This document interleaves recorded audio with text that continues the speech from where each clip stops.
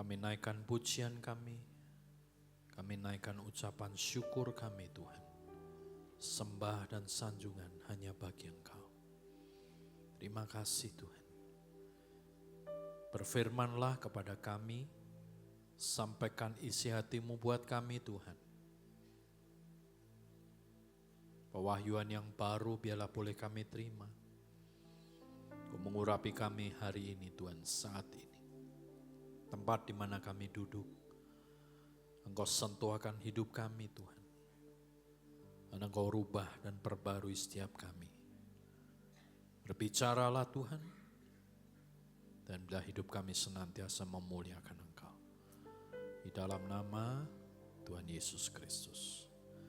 Amin. Silakan duduk Bapak Ibu saudara sekalian.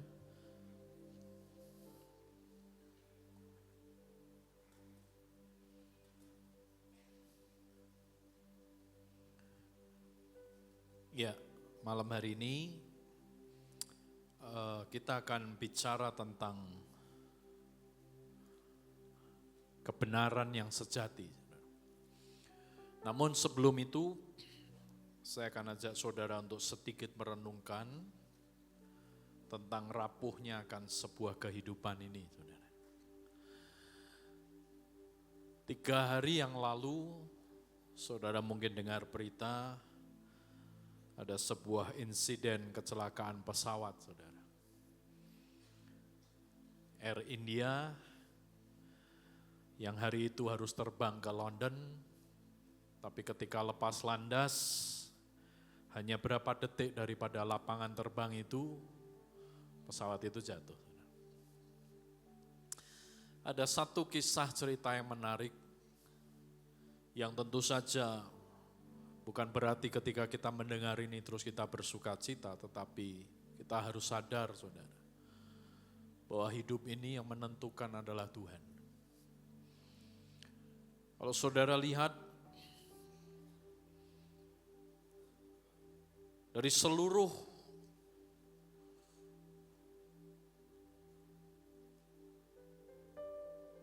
penumpang yang terbang hari itu, ada keluarga yang akan kembali ke London. Saudara. Sang suami sudah bekerja di London untuk sekian tahun lamanya. Dan hari-hari itu suami ini pulang untuk jemput istrinya pindah ke London. Saudara. Dan mereka merancangkan segala sesuatunya. Dan singkat cerita, hari itu mereka terbang bersama, suami, istri, dan 3 anaknya. Tapi rupanya yang terjadi adalah mereka nggak sampai ke London, saudara. Mereka sampai ke tempat yang tidak mereka pernah mengerti. Saudara. Kita tahu bahwa rupanya manusia boleh merancangkan sesuatu. Tapi bagaimanapun Tuhan itu punya kehendak atas setiap umat manusia. Di sisi lain kalau saudara baca berita, dari sekian ratus penumpang yang ikut, ada satu yang selamat saudara. Ya kalau kita mau berkata, oh ya ini karena begini, karena begitu, dan lain sebagainya, ya saya bilang, ya kalau memang waktunya belum pulang, ya gak akan pulang saudara. Mau dirancang dengan apapun, gitu kan? Mau didesain secanggih sehebat apapun, kita manusia. Jadi kalau dia hidup, menurut saya ada sesuatu. Ya saya enggak bilang bahwa dia harus menyelesaikan rencana Tuhan, karena kita juga enggak kenal nih orang Kristen atau enggak, saudara.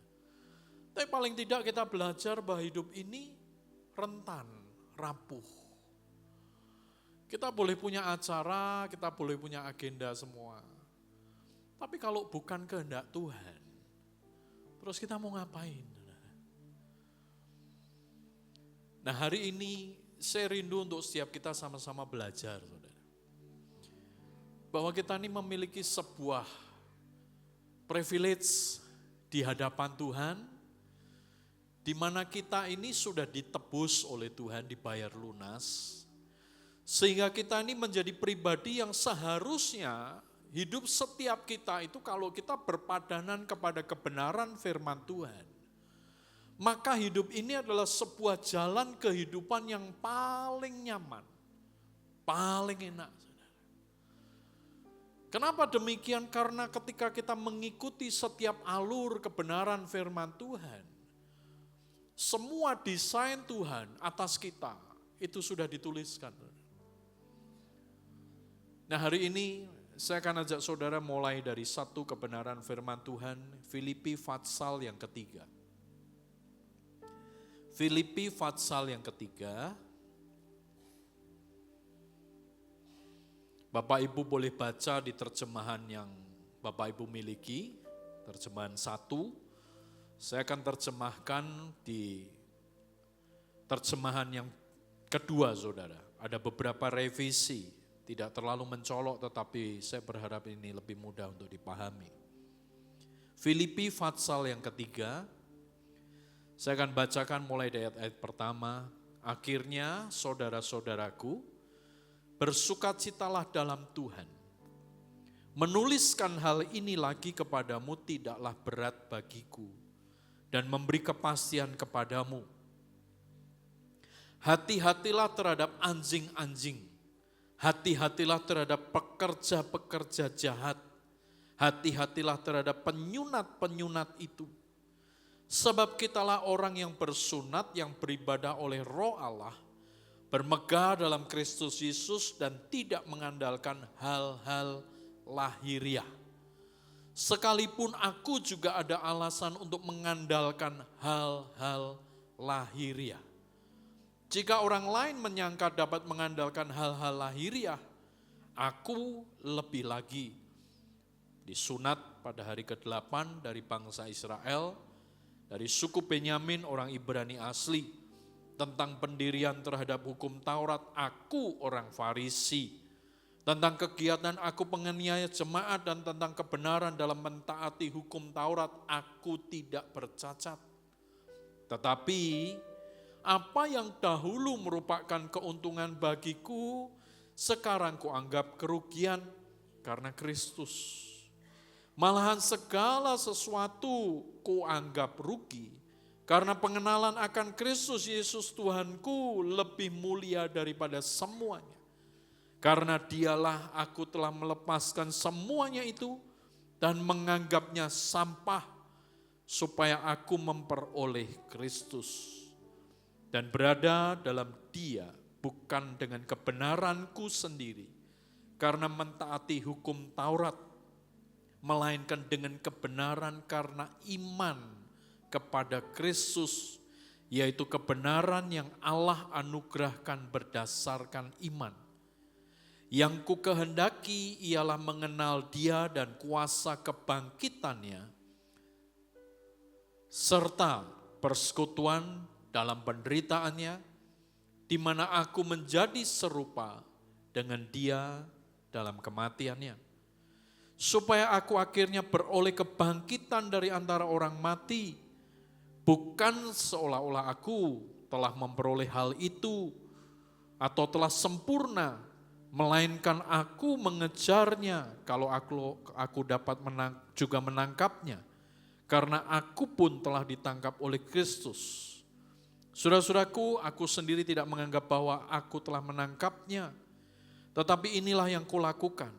Aku melupakan apa yang telah di belakangku dan mengarahkan diri kepadanya apa yang di hadapanku, dan berlari-lari pada tujuan untuk memperoleh hadiah, yaitu panggilan surgawi dari Allah dalam Kristus Yesus. Karena itu marilah kita sempurna berpikir demikian. Jikalau lain pikiranmu tentang salah satu hal itu akan menyatakan Allah juga kepadamu, tetapi baiklah tingkat pengertian yang telah kita capai, kita lanjutkan menurut jalan yang telah kita tempuh.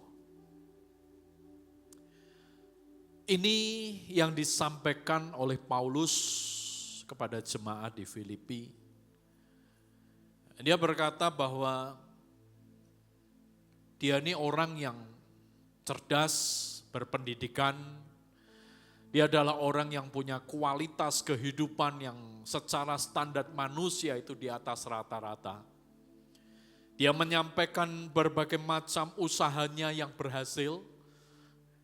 Dan tentu saja kita juga mengakui bahwa Paulus ini adalah orang yang bukan orang bodoh, gitu kan? Bukan orang yang tidak punya apa-apa, tapi dia adalah orang yang sebelum disentuh oleh Tuhan, hidupnya punya pamor yang luar biasa, saudara. Bahkan di sini dituliskan bahwa soal Taurat, dia pun menggenapinya. Dia melakukan semuanya. Secara manusia dia berkata, aku ini bisa saja untuk mengandalkan hal-hal yang lahiriah. Kenapa dia berkata demikian? Karena dia sudah buktikan itu, saudara. Dia buktikan bahwa apa yang dia capai secara manusia, itu menjadi sesuatu yang dapat diandalkan di dalam dirinya. Dan itu terbukti, saudara. Bukan tidak terbukti, itu terbukti. Tapi ketika kemudian dia mengalami akan Tuhan, ini yang perlu kita belajar, saudara. Ada perubahan terjadi di dalam hidupnya. Di mana apa yang dianggap sesuatu yang memegahkan, sesuatu yang hebat, yang luar biasa.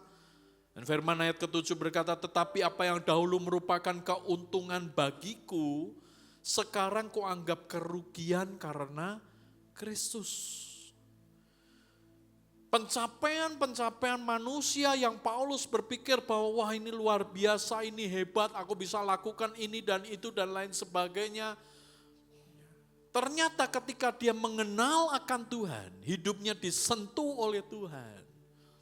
Dia berkata bahwa semua yang aku anggap sebagai keuntungan, justru itu adalah sebuah kerugian.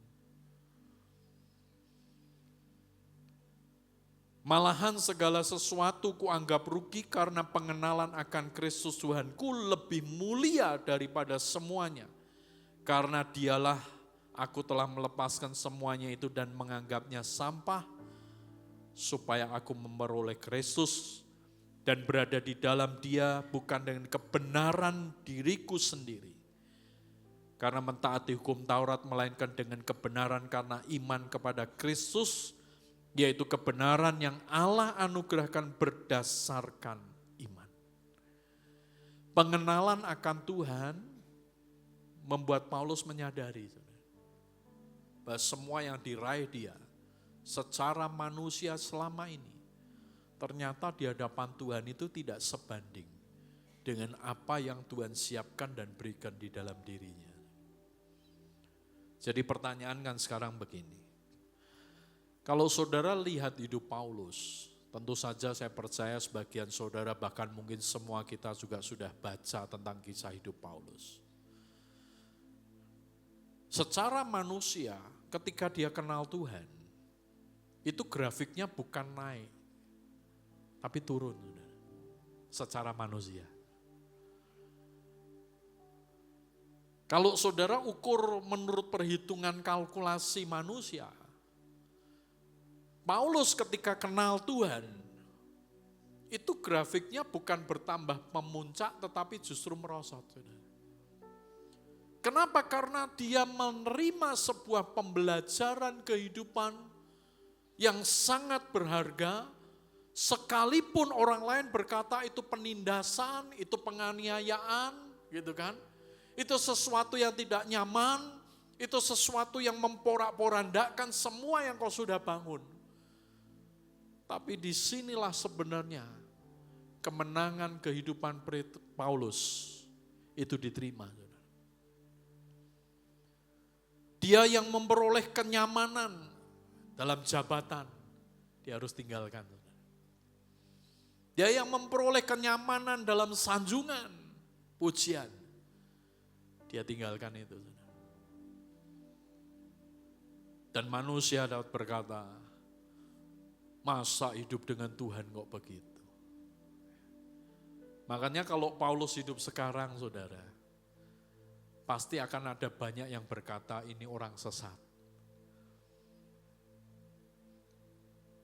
Karena sebagian kita mengenal Tuhan hanya dari satu sisi. Di mana sebenarnya itu hanya bicara tentang kenyamanan yang manusia. Kenapa saya bilang begini? Saudara, banyak orang sampai hari ini saya berpikir, kenapa ya? Ikut Tuhan kok selalu yang dikejar berkat terus. Bukan berarti kita ini hidup tidak perlu diberkati. Sekali lagi di mimbar ini saya katakan dengan tulus hati. Saudara sebagai anak Tuhan, hidupmu harus diberkati Tuhan. Tapi bukan itu yang jadi pengejaran kita. Bukan itu tujuan akhir. Bahwa engkau bekerja dengan sungguh-sungguh, engkau punya bisnis makin dipercaya oleh Tuhan. Apapun yang kau kerjakan ibaratnya engkau sentuh itu jadi barang yang menguntungkan. Dan itu menjadi sebuah emas atau barang yang berharga. Saya bilang bersyukur, kerjakan itu dengan sungguh-sungguh. Tapi kita mesti ngerti titik berat kehidupan kita bukan ditaruh yang demikian saja. Karena pasti ada maksud dan tujuan Tuhan atas setiap kita.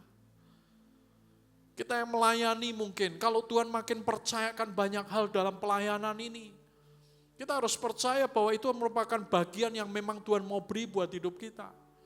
Tapi jangan pernah membanggakan, saudara. Semua yang kita raih sebenarnya itu hanya titipan Tuhan. Hanya kepercayaan yang Dia berikan atas hidup kita. Nah kembali saudara. Paulus ketika menerimakan pengalaman pribadi dengan Tuhan, dia menyadari bahwa semua perayaan-perayaan yang dia dapatkan selama ini, ternyata di hadapan Tuhan tuh gak ada nilainya. Yang pada akhirnya oleh anugerah Tuhan dan dalam kasih Tuhan, dia memiliki sebuah keputusan bahwa pada akhirnya dia menetapkan diri untuk menjalani akan satu jalan kehidupan ini. Bukan dengan cara yang dia mau, tetapi dengan cara yang Tuhan mau. Makanya gak aneh ketika Paulus diperingatkan bahwa di depan akan ada penyiksaan, aniaya, penjara. Paulus berkata, aku gak peduli. Semua itu boleh menunggu hidupku. Tapi satu hal, asal semua yang aku lewati, itu membuat aku selesai. Aku akan lewati itu. Saudara, kalau saudara baca bagian ini, kita ini harus tahu saudara, hidup dalam sebuah keadaan yang makin mendekati hari kedatangan Tuhan. Sekali lagi, saya tidak akan pernah bilang kapan Tuhan datang. Tapi coba tolong direnungkan baik-baik. Kira-kira kalau benar Tuhan itu segera datang, hidup kita ini didapati berkenan gak di hadapan Dia?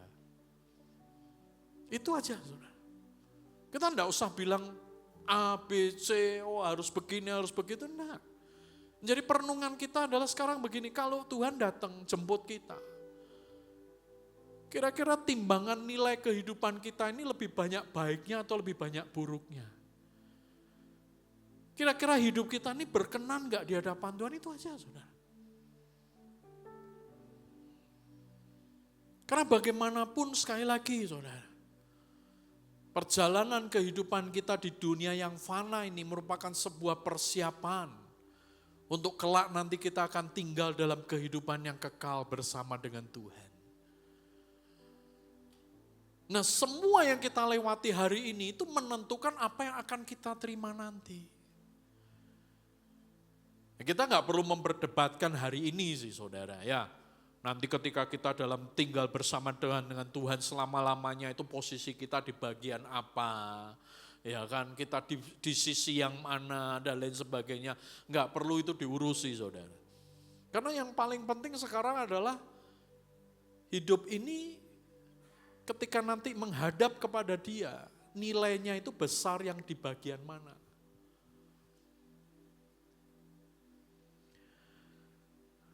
Ada satu tokoh dalam Alkitab ini, ya banyak tokoh, tapi saya ajak saudara melihat satu tokoh ini. Ini orang menurut saya cukup unik,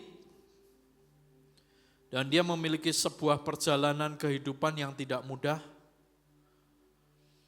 Bahkan dalam jalan hidupnya, dia harus melakukan sesuatu yang tidak nyaman. Tetapi Dia kerjakan itu, saudara. Mari buka bersama saya dari 1 Raja-Raja Fatsal yang ke-18.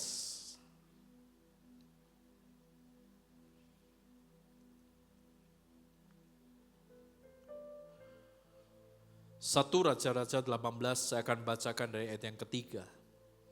Sebab itu Ahab telah memanggil Obadja yang menjadi kepala istana. Obadja itu orang yang sungguh-sungguh takut akan Tuhan.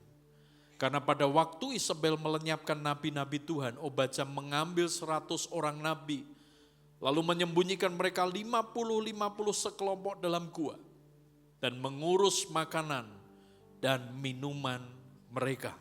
Ayat yang ke-13, tidakkah diberitakan kepada tuanku apa yang telah kulakukan pada waktu Isabel membunuh nabi-nabi Tuhan?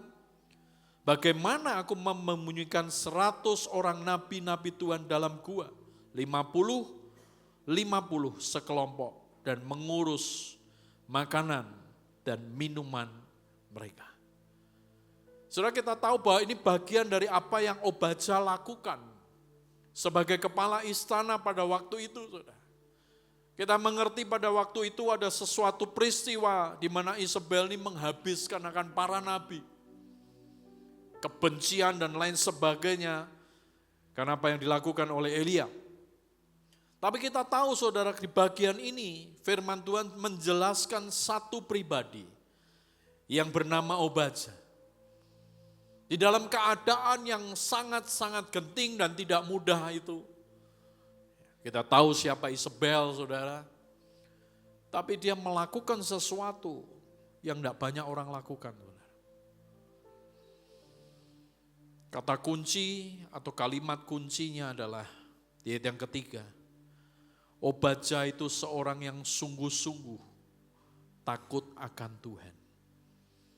Di terjemahan lain dikatakan, Obadja ini adalah orang yang memiliki pengenalan akan Tuhan dengan benar. Sehingga dia menghormati Tuhan dalam setiap apapun yang dia lakukan di dalam hidupnya. Saudara, untuk jadi seorang yang bernama Obadja tidak mudah. Dia harus melewati sebuah tantangan kehidupan. Dan tentu saja risikonya besar. Tapi dia ambil itu, saudara. Bahkan firman berkata dia ngurus semuanya. Dia berikan akan makanan, dia berikan akan minuman. Dia hidupi akan para nabi-nabi ini. Dalam masa pelarian mereka dari kejaran Isabel, saudara. Yang saya maksudkan adalah begini, saudara. Dalam hidup ini seringkali kita akan dihadapkan kepada sebuah situasi. Kita harus memilih. Di mana kita berani melakukan sesuatu yang sekalipun mungkin orang lain tidak berani lakukan itu. Seolah-olah sepertinya menantang arus. Seolah-olah sepertinya kok ini sok berani, sok rohani. Tetapi sekali lagi kalau memang itu bagian yang Tuhan percayakan di dalam hidup kita, kenapa enggak kita berani lewati? Nah, saya tarik kepada hidup Paulus, saudara.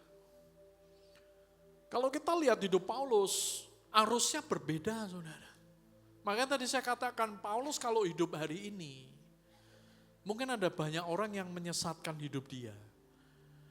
Mungkin ada banyak orang yang berkata, nih hamba Tuhan, tapi kok enggak diberkati. Ini hamba Tuhan kok kayaknya hidupnya menderita. Ini hamba Tuhan katanya sakti, tetapi kok enggak punya kepekaan sepertinya. Karena arusnya beda, saudara. Nah mungkin kita berkata, masa ikut Tuhan harus seperti orang yang beda daripada yang lain? Bukan, saudara.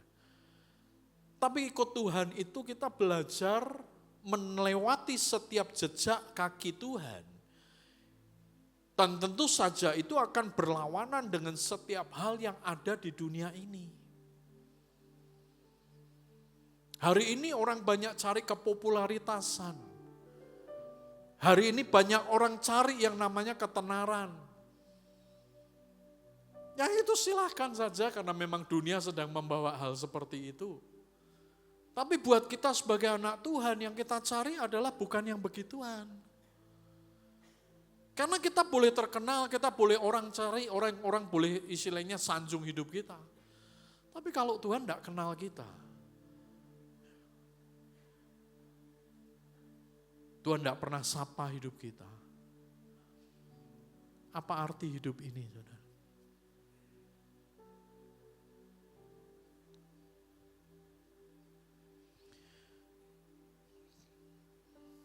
Sejak bulan ini, media sosial di Getsemani ini kan sudah mulai aktif, saudara. Mungkin bapak ibu saudara sekalian sudah lihat, ya kan? Dan Pak Stefanus Karnadi ini yang saya minta untuk jadi koordinatornya, untuk bantu memanage semua, termasuk kalau ada khotbah bagian mana yang harus dipotong dan lain sebagainya, saudara. Nah, 2 minggu yang lalu, dia itu kirimkan cuplikan khotbah saya yang mau dimasukkan ke Instagram. Saya tuh ngomong gini, Pak, bisa enggak saya enggak usah dimunculkan? Terus Pak Steve bilang, ya paling enggak sesekali lah, Pak. Terus Pak Steve nanya, kenapa? Lah saya nih lihat muka saya aja malu, Pak.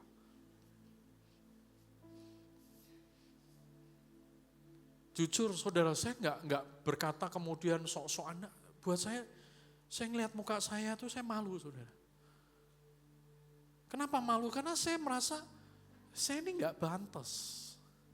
Saya enggak mampu dan saudara pikir saudara kalau saya berdiri di mimbar seperti ini terus ngomong tuh gampang, saudara. Ini sambil mikir, sambil di dalam hati ini ngomong, Tuhan, ini bener porak sih. Lalu kemudian 3-4 hari yang lalu, saya bilang ke Pak Steve, Pak, kalau nggak salah ada yoga waktu itu, lupa saya. Saya bilang, Pak, bisa nggak Pak, itu kalau di media sosial kita apapun lah, komen-komennya tuh ditutup aja, saya bilang. Ya toh? Kenapa ditutup? Karena saya bilang buat apa? Kita sanjungan juga nggak perlu kok, Pak. Ngapain nanti malah terpancing, ya kan? Lihat gitu, wah terus lihat komennya, apalagi kalau amin, puji Tuhan. Firman-Nya memberkati. Itu malah membuat kita, maaf ya saudara, tanpa sadar, akhirnya kita ini terpancing kepada sesuatu yang bukan lagi Tuhan. Melainkan diri kita sendiri. Ya orang lain mau lakukan itu terserah lah saudara. Tapi buat saya bilang, saya gak nyaman dengan begituan. Apalagi kalau di dalam komen itu terus kemudian ada perdebatan. Ngapain juga saya bilang. Gak perlu kok, gitu kan. Kebenaran firman Tuhan disampaikan, diterima ya sudah, nggak diterima, nggak suka ya sudah, kan begitu. Makanya saya bilang orang Kristen itu kenapa sih? Ya. Senengnya ribut, apalagi kalau di media sosial, saudara. Merasa dirinya paling benar, merasa dirinya paling hebat. Apalagi kalau pengajarannya diserang, langsung buat klarifikasi. Ya, saya bilang ngapain? Nah kalau kamu merasa bahwa apa yang kamu sampaikan itu murni dari Tuhan, ya sudah sampaikan aja. Orang mau serang kamu ya biarlah. Kan kita enggak semua kita mau senang bisa senangkan tau saudara.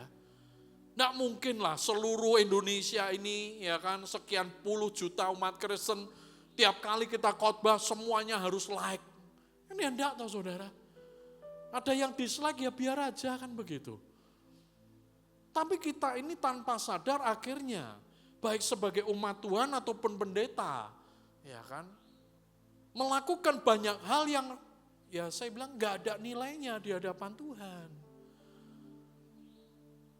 Nah ini yang dimaksudkan Paulus saudara. Yang begini-begini ini tinggalin aja. Gak usah dikejar sesuatu yang membuat kita, wah seolah-olah kita makin hebat. Saudara, saya bilang, kita mesti hati-hati loh saudara. Ya saya enggak bermaksud apapun. Tapi kalau saudara terbiasa dengan sanjungan, nanti tiba-tiba satu kali ada orang yang jatuhkan hidupmu, engkau akan kecewa berat pasti. Saya yakin, kau terima sanjungan terus, kau terima pujian, satu kali ada orang yang jatuhkan hidupmu, mungkin kau akan doa puasa di Getsemani 4 bulan. Kenapa? Karena enggak siap. Tabiat manusia ini, kecenderungannya adalah lebih suka ketika dinaik-naikkan. Tapi kalau ditekan, marah, emosi, merasa tidak dilayakkan. Padahal inilah bagian yang kita harus lewati dalam hidup kita di hadapan Tuhan.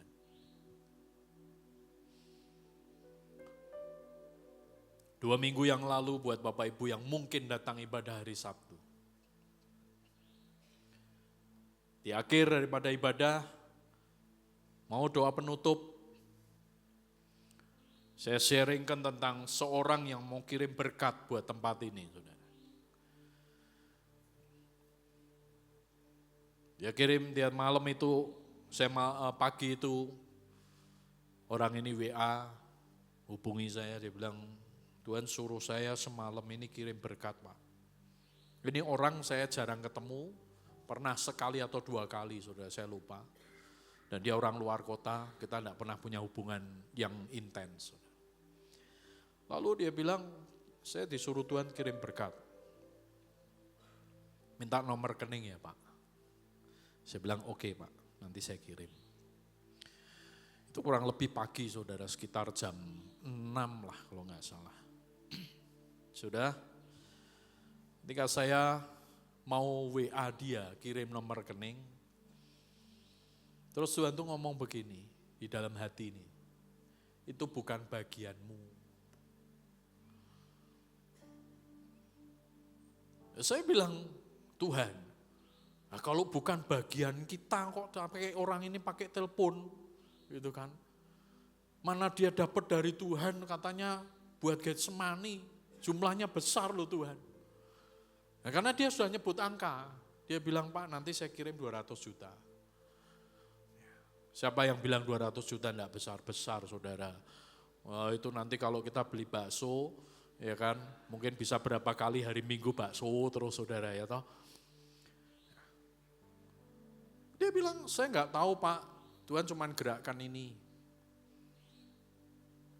Saya waktu itu bilang, boleh buat siapapun kan, boleh buat apapun kan Pak, boleh. Ya sudah, akhirnya saya mau kirim. Nah waktu mau kirim kan bukan bagianmu. Ya saya ngomel saudara, jujur manusia lah. Munafik kalau gak ngomel saudara. Ya, saya bilang Tuhan, lah kalau bukan bagian ini ngapain?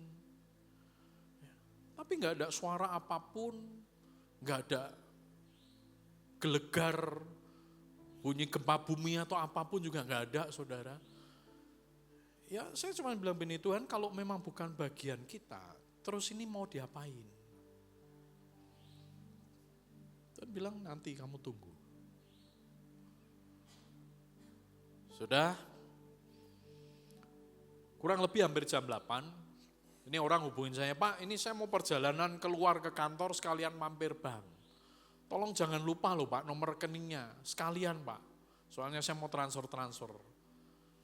Terus saya bilang oke Pak, tunggu sebentar ya Pak ya.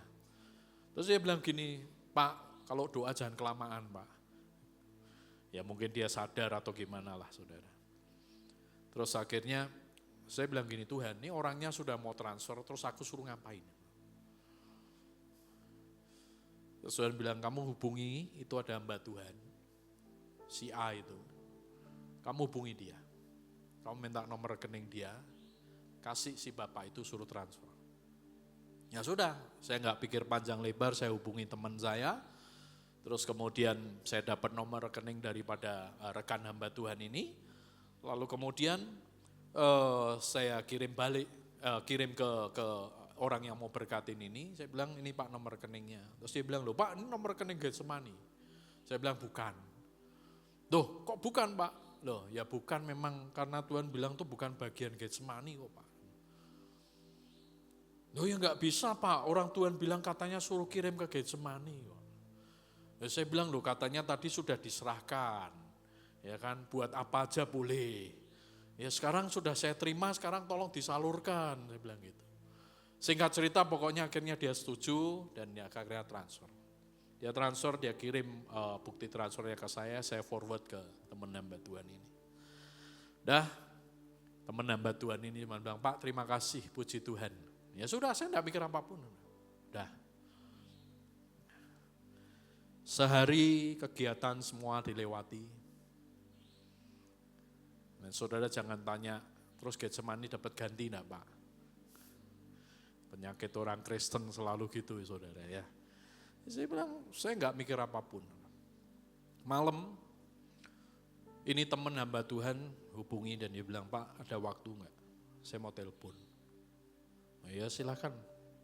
Terus dia telepon sambil nangis. Dia cerita, kemarin malam Pak, saya tuh doa. Saya bilang Tuhan, besok pagi itu adalah waktu di mana aku harus bayar hutang yang selama ini gereja ini sudah tunda untuk 3 kali pembayaran. Karena dia bangun gedung, dan saya enggak tanya detail, dia ambil utang dari mana, saudara, pokoknya jatuh tempo harus bayar, saudara. Dan kali itu sudah terakhir. Jadi dia enggak punya lagi solusi lain, karena sudah dipending beberapa kali, itu terakhir. Jadi dia bilang, Tuhan aku harus apa, aku enggak ngerti.